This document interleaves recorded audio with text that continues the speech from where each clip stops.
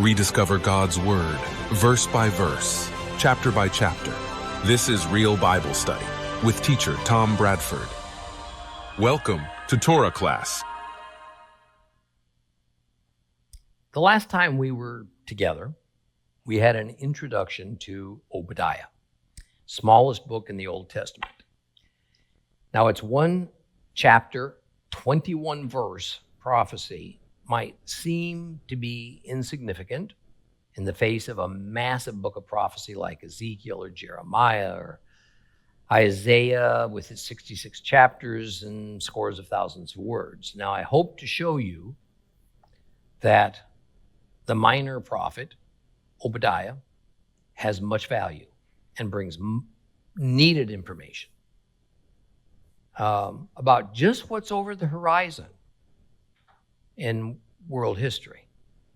And this is because its subject matter directly concerns the period of time we have likely entered or stand upon or have taken the first step over the threshold into the end times. The entire subject matter of Obadiah is Edom. But Obadiah is hardly the only prophetic book to deal with Edom and what God has in store for these descendants of Jacob's twin brother Esau. And we're going to bring some of those other prophetic books into play as we go along. Now we left off in the first verse of Obadiah, and I want to return to it. So to begin Obadiah, we have the sentence, Hazon Obadiah ko Amar Adonai Olevi le Edom, which translated into English is Obadiah's vision, thus spoke the Lord YHWH to Edom. Now consider this carefully. All right, God did not speak this to Obadiah, nor did he give Obadiah an instruction to take this message to Edom or to the nations. Rather, we are told YHWH spoke this to Edom and to the nations. How are we to understand this? Well, the second half of the verse 1 says, as a messenger being sent among the nations saying, come on, let's attack her, we heard a message from Adonai. So while the entirety of verse 1 is kind of a riddle to unpack, it's this last half of verse 1 that is the real issue. Who is this messenger being sent among the nations? It says, come on, let us attack her, meaning attack Edom. Then who is the we that is listening to this message from God? We who? I'm going to say right up front that there are at least 2 or 3 reasonable interpretations. And while I lean towards one of them, by no means am I rigid about it, because these words are just too cryptic to be certain. But before I address this, here is what can be noticed. Obadiah is not being spoken to by God. God is also not giving Obadiah an oracle to deliver to the leadership of Israel, as happens with some prophets.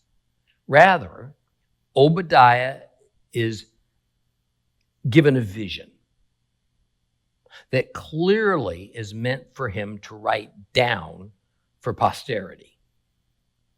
That is, Obadiah is being allowed to see and hear something that's going on. But it doesn't really involve him. For lack of a better illustration, think of a court reporter. Okay? A court reporter is in no way part of the proceedings. Nothing about what is going on involves her. That person's only job is to be silent, a good listener, almost invisible, and to faithfully record what all the parties say in order that an accurate record of it can be made for future reference. So Obadiah is but a witness to God speaking. But to whom is God talking? Or is this speech a kind of grandiose God speak that is merely revealing his mind about something and is only speaking rather theatrically to no one in particular? Now, for me, it certainly seems as though someone else must be present, even maybe more than one someone. It also seems that since God dwells in heaven, then these words he is speaking are being directed to someone there and not on earth. So if he's actually speaking to someone, then unless this is kind of a fantasy speech or rhetorical, then this someone can only be a spiritual being. I know I'm using words that are a bit elastic, but that's the best we can do with the information we've been given. It's my leaning that God is likely talking to his divine council of Elohim, spiritual beings that lives in heaven with him. Perhaps it's with some high-ranking angels instead. Now, so that you know what I mean by divine council of Elohim, I'm going to take just a moment to explain it. Go to Psalm 82 in your Bibles if you have it handy. Psalm 82, and I want you to follow along with me because I want you to keep this page kind of earmarked in your Bibles. Psalm 82. Starting at verse 1, a psalm of Asaph. Elohim stands in the divine assembly. There with the Elohim, he judges. How long will you go on judging unfairly, favoring the wicked? Give justice to the weak and fatherless. Uphold the rights of the wretched and the poor. Rescue the destitute and the needy. Deliver them from the power of the wicked. They don't know. They don't understand. They wander around in darkness. Meanwhile, all the foundations of the earth are being undermined. And my decree is, you are Elohim, sons of the Most High, all of you. Nevertheless, you'll die like mortals. Like any prince, you will fall. Rise up, Elohim, judge the earth, for all the nations are yours. Oh, wow. See, this psalm tells us something that can be a little bit unsettling. Because only rarely is it ever even talked about, except in theological academic circles. It is that the scriptures claim that in heaven there is a divine assembly or a divine council of high category spirit beings that God instructs or in some way collaborates. And they clearly are there to deal with the nations of the earth, as well as to be sort of the administration class of beings over heaven. And in this psalm, God is giving them a good dressing down, because some of them are not doing right. Some have been corrupted.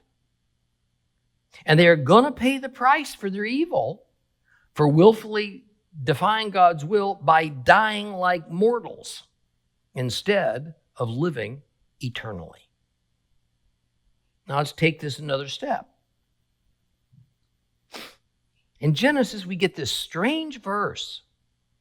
Genesis 1:26.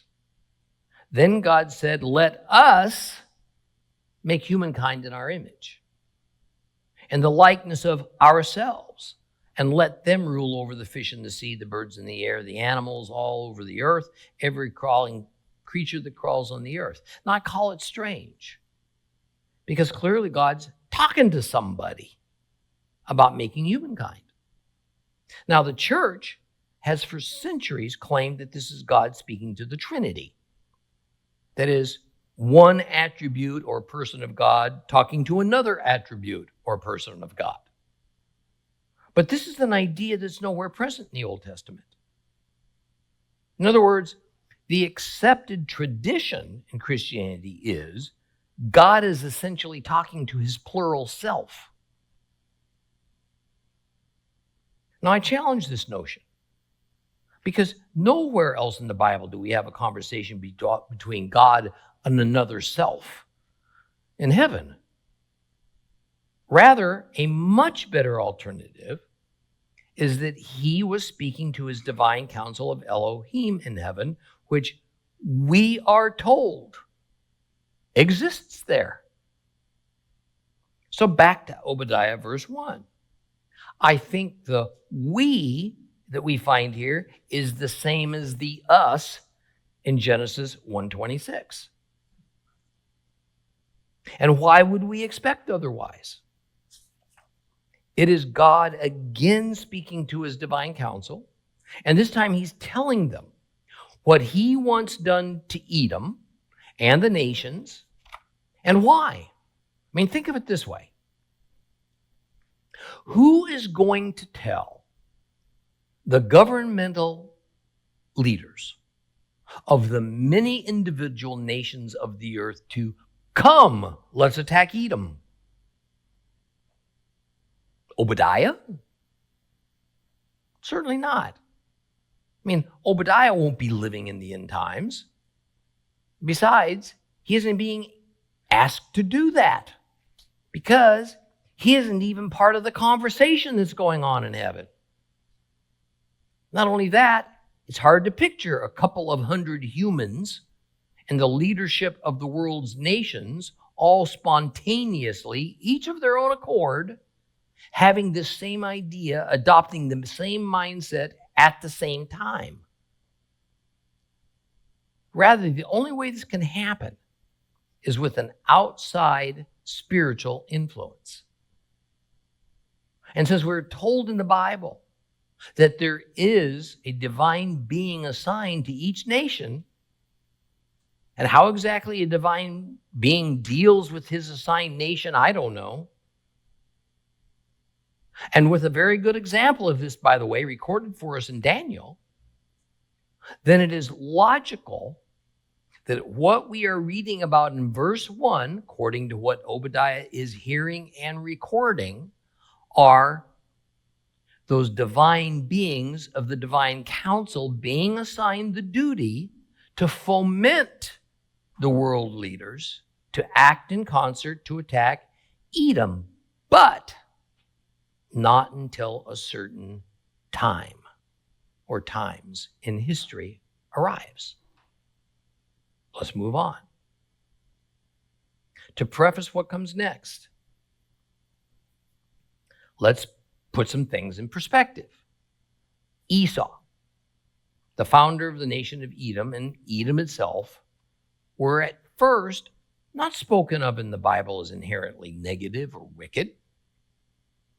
Early on in Genesis, although Esau was deceptively disinherited by Jacob as the firstborn of Isaac, nonetheless, Esau was not cursed.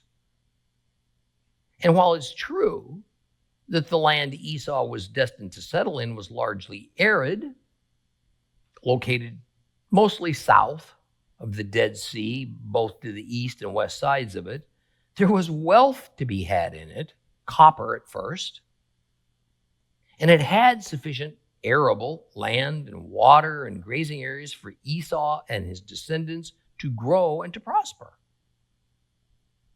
And let's also be clear that even very early on, not all the people who formed the nation of Edom were even descendants of its founder. And this can be said for any nation and people. The issue about Edom is that beginning with Esau, there was a prickly relationship between the twin brothers, Jacob and Esau. Jacob feared that Esau would retaliate for the birthright matter and be his enemy. But Esau comforted Jacob, and they reconciled to a degree such that they were certainly not close as brothers, but neither were they violent adversaries.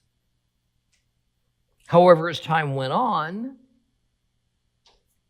the adversarial nature of their personal relationship, and then that of the two nations that they spawned, increased to the point that when Jacob's descendants fled Egypt, Edom refused to even allow them to pass through their land to get to Canaan. So as time passed and the era of the prophets began, we find them talking about Edom, and the talk moves from being merely prickly to negative. That is, the issue of Edom not being part of the covenant people, a status that was handed down from Abraham to Isaac, and then from Isaac to Jacob, it creates this definite division and distinction. And so the prophets begin to portray the relationship between Israel and Edom as us versus them. The negative view the prophets present in their writings escalates severely when Edom makes the unwise, the faithful decision to aid and assist Babylon against Judah. This now turns Edom into a downright enemy, and it puts them in the same category as Babylon. That is, Edom and Babylon become not only wicked adversaries of Israel and therefore of God, but they also begin to be portrayed as types. They are sometimes depicted as representative types of all Gentile nations in general.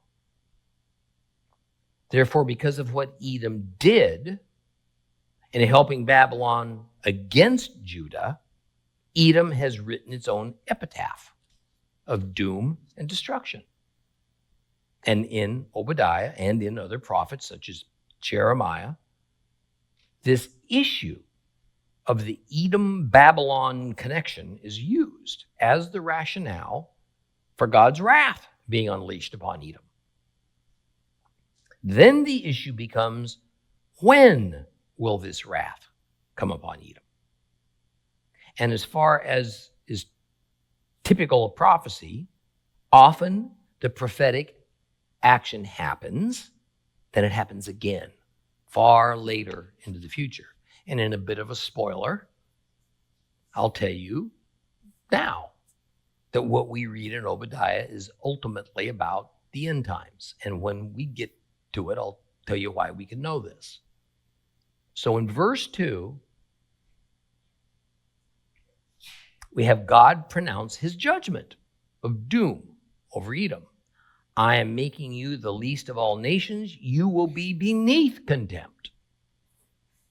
Now, unfortunately, the complete Jewish Bible leaves out the opening word of this verse as we find it in the Hebrew Scriptures. That word is hine, which means behold. It's a word that says, listen up. It means that something unexpected, even world-changing, is about to be announced. The event is that Edom is going to transform from significant to insignificant. So it's not that the nations are going to attack Edom in order that it become insignificant. It is that Edom is already insignificant. She is weak, vulnerable, not respected, and so is worthy now of attack.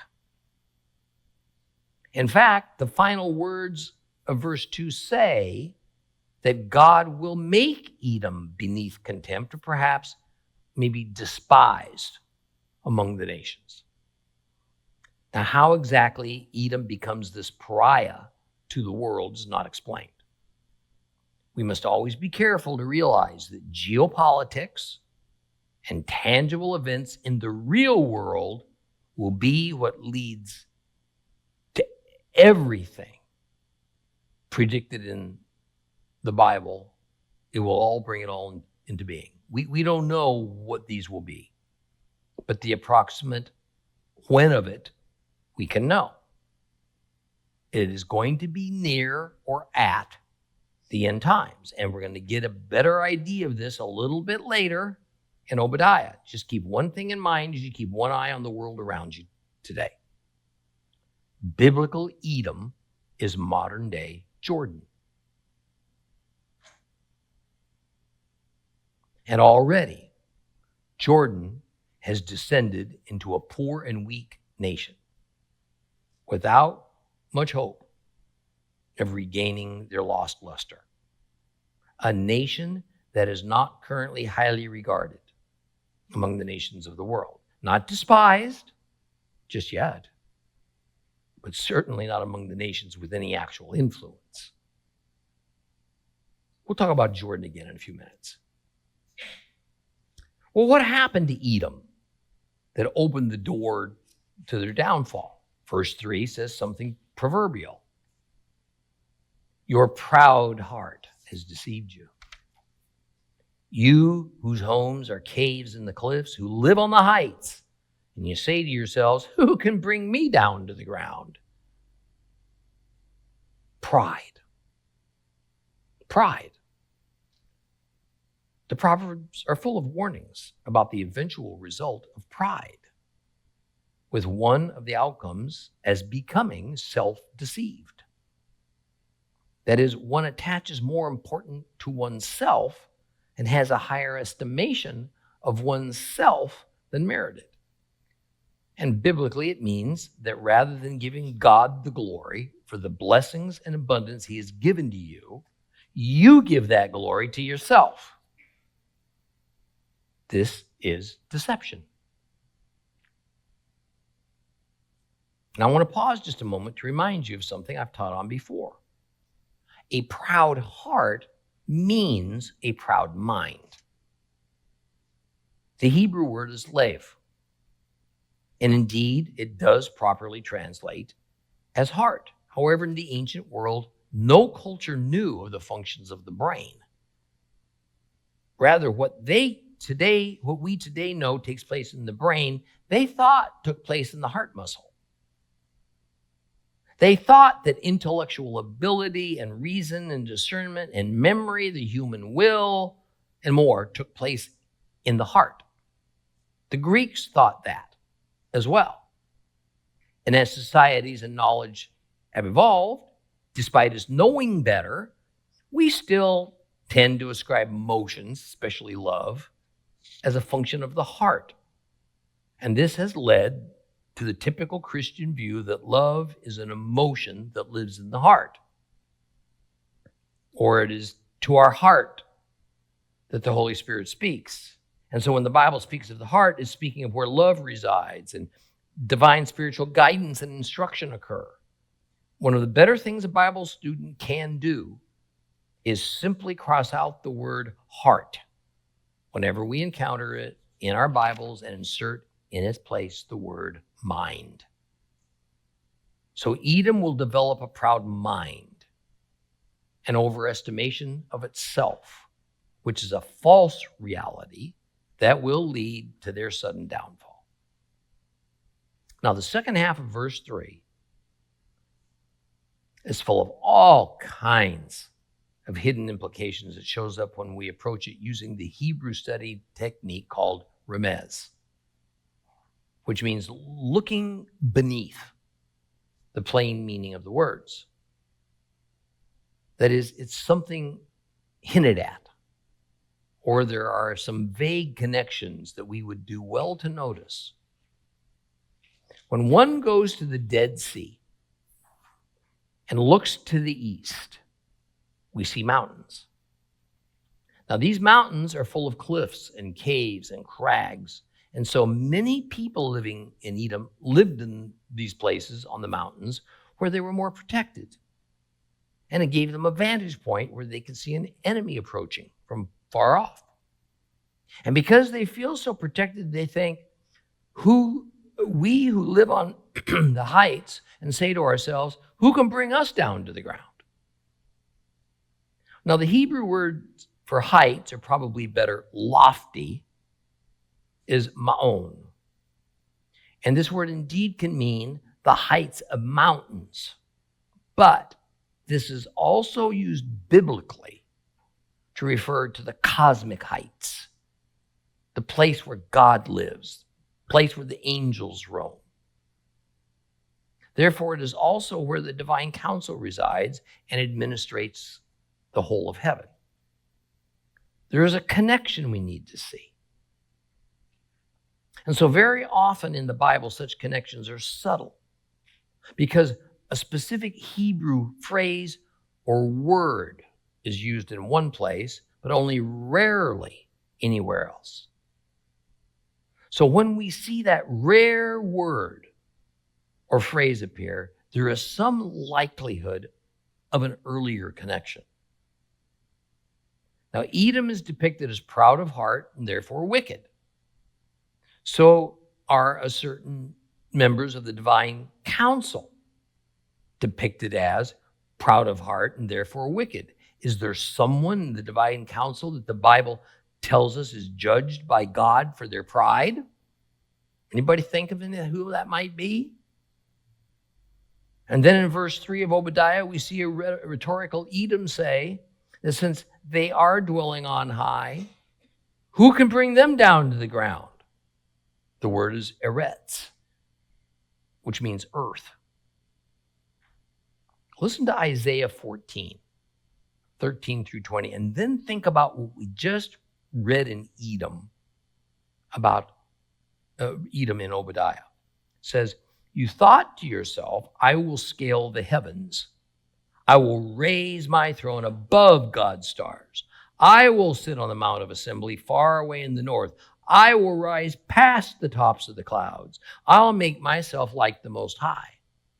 Instead, you are brought down to Sheol, to the uttermost depths of the pit.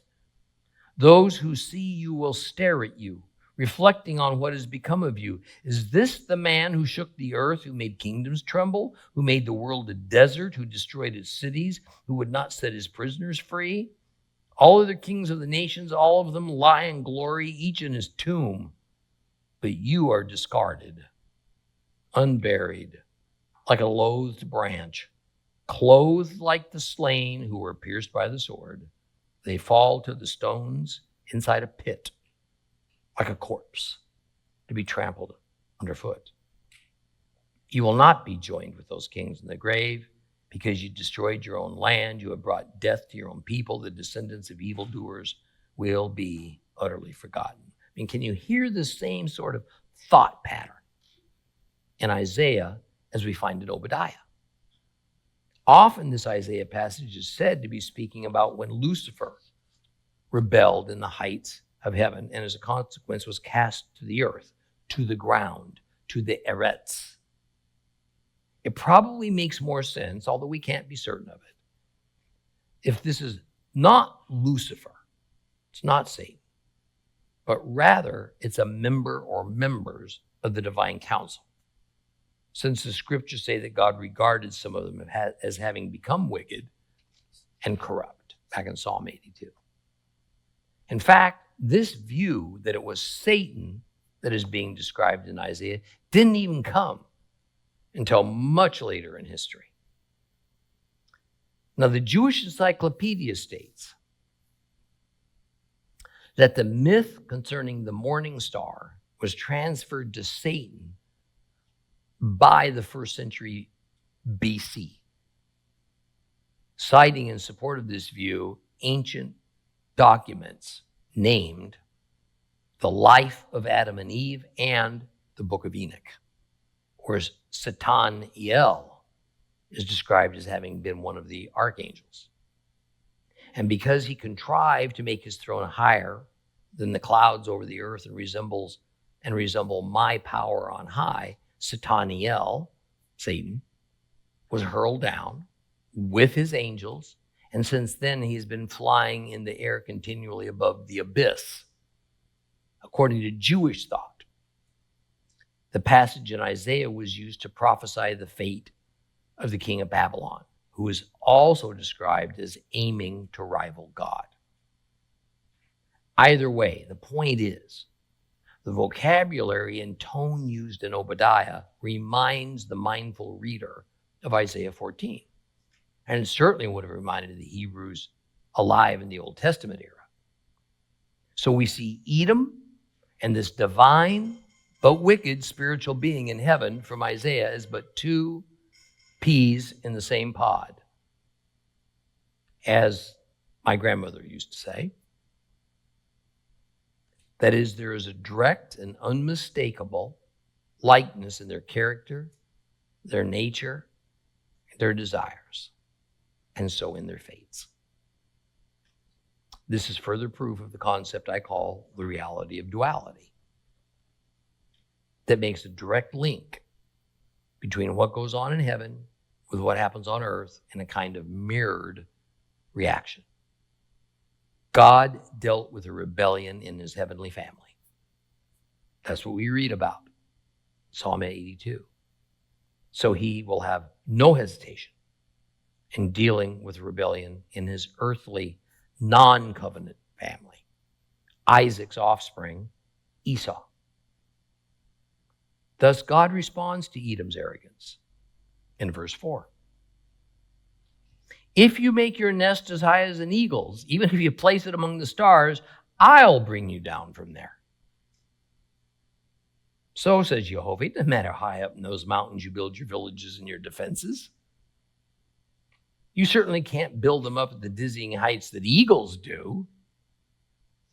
And of course, you can't place them up in the high heavens where the stars reside. But again, remember the vocabulary and the linkages being made. Stars are, of course, those luminous objects in the sky, but stars are also a term for angels.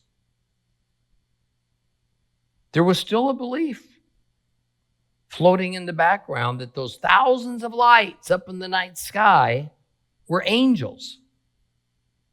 So, God has already shown that he can put down rebels from heaven, so doing the same to Edom is, by comparison, child's play. Now, verse 5 sounds a little odd on the surface, but the meaning quickly reveals itself. This speaks of the thieves that come in the night and grape pickers coming at harvest time. This is a metaphor. The idea is that when a thief comes in the night, he'll take what he wants and stop. When he is satisfied, he has enough.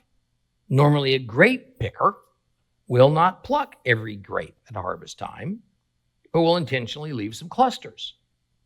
The thieves stop robbing because they can neither use nor carry anymore. Grape pickers leave some clusters so that the gleaners can come later and get some grapes for themselves. Both actions, in their own ways, are actually merciful. However, God will show Edom no such mercy. Edom will be stripped bare. They'll lose everything. Now let's remember that God is not going to supernaturally attack Edom and supernaturally take their possessions away from them. Rather, the divine council members are going to whisper into the souls of the national leaders they have charge over to do that job on God's behalf. Certainly, these national leaders' motives to attack Edom is no such thing. They'll each have their own. But the effect is going to be the same. The nations are doing God's will, just as Assyria did God's will in conquering the northern kingdom, and Babylon did God's will in conquering the southern kingdom. God was using Assyria and later Babylon to punish his people. See, he always uses nations and individuals to bring about his will on earth, whether it's to bless or it's to curse. Verse 7 continues this thought. Your allies went with you only to the border. Those at peace with you deceived and defeated you. Those who ate your food set a trap for you, and you couldn't discern it. Edom, even in the time of the kings, was nowhere near a match militarily for its neighbors. It saw its only hope was to form alliances with stronger countries. Sadly, Edom made an alliance with Babylon. Now, on the one hand, this alliance offered the greatest protection for Edom, but there is always an on the other hand in matters like this. Babylon did not offer an allegiance out of the goodness of their hearts. So when Babylon began to raid Judah, they demanded that Edom join them due to Edom's proximity to Judah. This is what happens when you make a deal with the devil. Oh, you may get some early benefit, but in time, you're going to pay a steep price. As a current example of this, I cannot help but think in our modern times about a good portion of Europe making an energy alliance with their longtime enemy, Russia. Europe, always energy starved, could only see the short-term benefit of such a dangerous step.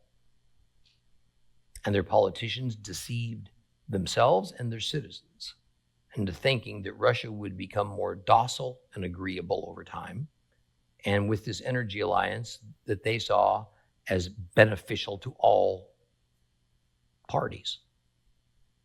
And as history has quickly shown, Russia used that reliance as a chess piece to exert control.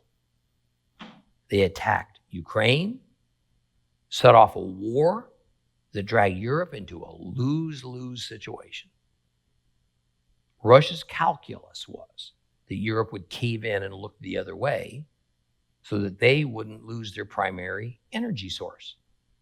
But Europe ultimately concluded they couldn't support Russia's aggression, or Ukraine would be lost along with their enormous grain supplies, as well as providing a huge geographical buffer between a large part of Europe and Russia. They crossed their fingers.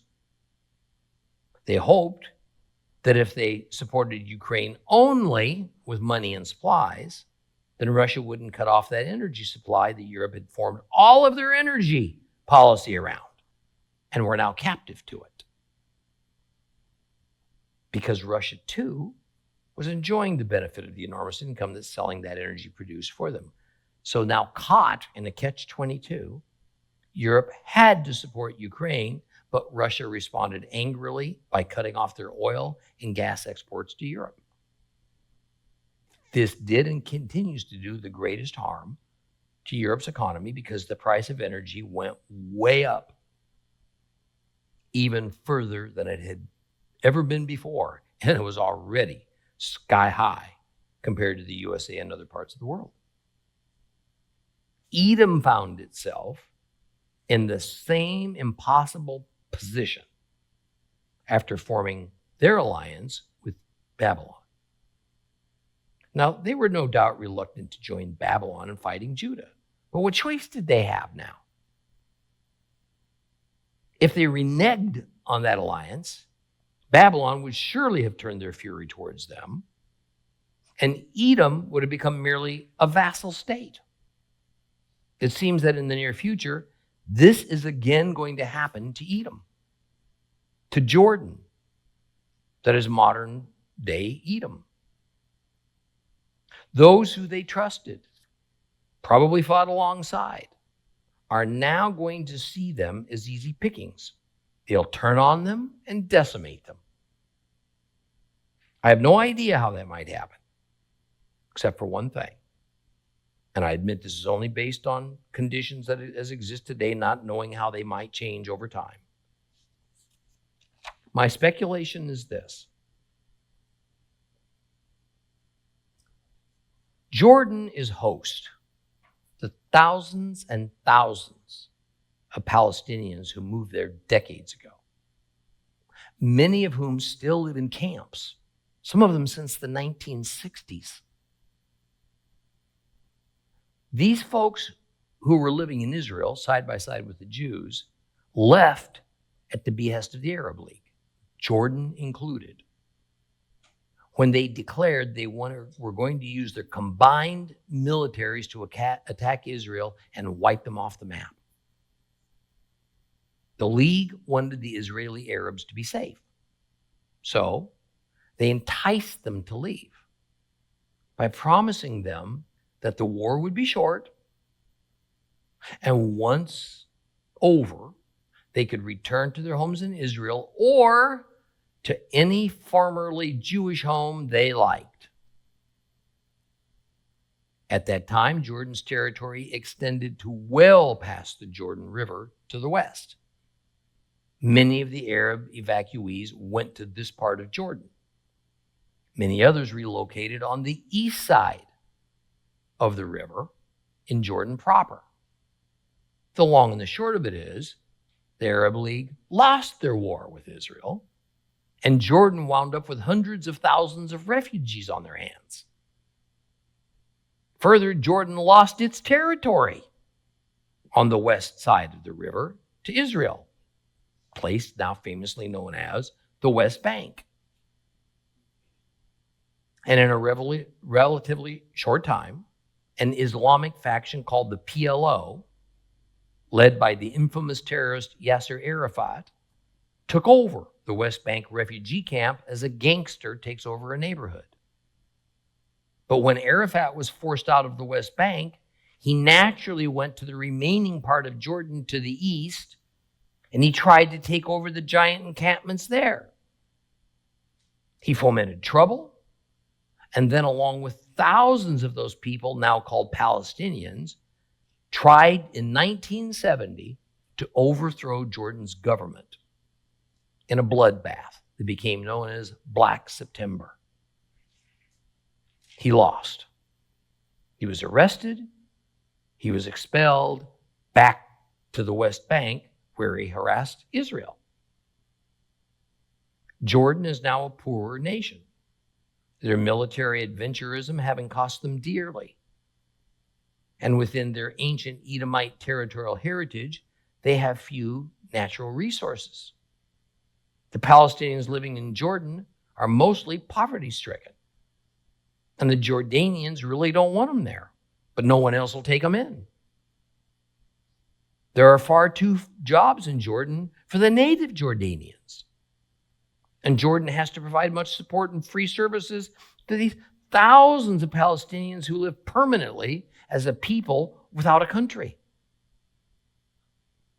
I suspect that the now much weaker Jordan, who isn't particularly liked, by the way, by the other Muslim nations, is soon going to find itself under attack by these Palestinian refugees who have no hope, but who might become desperate enough to want to try to turn Jordan into a Palestinian state, run by either Fatah or Hamas, whom they mostly identify with. I really admit this is speculation, and it might not be the situation that is the catalyst for Jordan's downfall. But it will be some type of real-world circumstance like the one I just described that festers and festers until it finally boils over. That's how things happen. Verse 8 says, "When that day comes, says Adonai, won't I destroy all the wise men of Edom and leave no discernment on Mount Esau?" This is the scenario I was just speaking about. Jordan, Edom, is going to, probably already has, backed itself into a corner. It has no idea how to extricate itself from their predicament. They are a kingdom ruled by a king. And like most kings, he unilaterally decides on his nation's policies and cannot allow too much dissent in the government, so the wisest of his men are not heeded.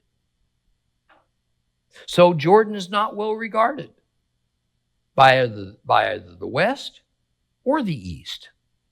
Even a few years ago, when the king realized that, ironically enough, making a friend of Israel, making Israel a friend rather than an enemy, would be the best course of action, his Arab neighbors warned him against it.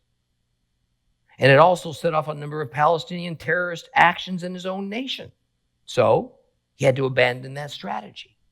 Now he gets no help from his Arab neighbors, and he also has an unneeded adversarial relationship with Israel that he really doesn't want in order to placate the Muslim world. What a mess. See, this verse also points up that ancient Edom went by a number of different names, with Mount Esau, or perhaps it's the mountains of Esau, as one. Edom was also known by the names Esau and Mount Seir, as well as just Seir. So don't get confused by all these different names we find in the Bible concerning Edom. They all mean the same place. Now, please also notice the opening words, when that day comes. Now, most Bible translators will correctly capitalize the word day because it is but an abbreviation for the day of the Lord. The day of the Lord is a time of God's wrath. There have been a few days of the Lord in Bible history, but the next one seems to be an end times event, and it is in the context of God's wrath being poured out upon the Gentile nations of the earth, Edom included. And here in Obadiah, we need to take Edom as indicating not only the specific nation of Edom, meaning Jordan, but also as more or less representative of all the nations of the world. See, the only nation on earth that is not a Gentile nation is Israel. Similarly, as Babylon is used to represent all nations in the New Testament. So let me just sum up what we know so far. The book begins with Obadiah as a witness to what God is saying to someone in heaven, probably to the divine council. The message is an oracle and an instruction about Edom, but also to a degree, it's about Edom as a collective whole that represents the condition and the fate of all the nations of the earth, except for Israel. Jehovah is going to send this word to the world leaders to attack Edom through his divine beings that populate his divine council. Edom will already be as little or nothing of importance to the world. So the nations will have some other motivation to attack her that is not yet apparent to us. Edom doesn't believe it. They believe they're still invulnerable and strong. God says that it is Edom's deceived mind that makes them think this way. Doesn't matter. God himself is going to bring them down using the world's nations to do so. So what Edom thinks of itself is irrelevant. Jehovah uses vocabulary to bring to mind the corruption of his divine counsel in heaven, and then correlates it with the corruption that is eaten away at the mind of Edom, and of all nations for that matter. The divine counsel is part of God's heavenly family. Edom is part of his earthly family, as descended from Abraham and Isaac, but just not the part that is the covenant people. Oh, how key that is. First, it seems that Edom is going to be either attacked from an internal enemy that they are just too unwise to suspect, or from an ally that they foolishly trust. Later, more nations will join in, and the result will be complete decimation. Even worse than if a robber broke into a house and stole everything, or as though grape harvesters harvested so thoroughly they left nothing for the poor to glean. While this no doubt happened in some form in prior history, probably around the time of the kings, maybe again even later, the final, the most savage attack that ends Edom as a viable nation will be at the end times day of the Lord. Okay, we'll continue with Obadiah next week. For more teachings of real Bible study and to rediscover God's Word with Tom Bradford, visit Torah Class today on the web, streaming TV, or download the Torah Class mobile app.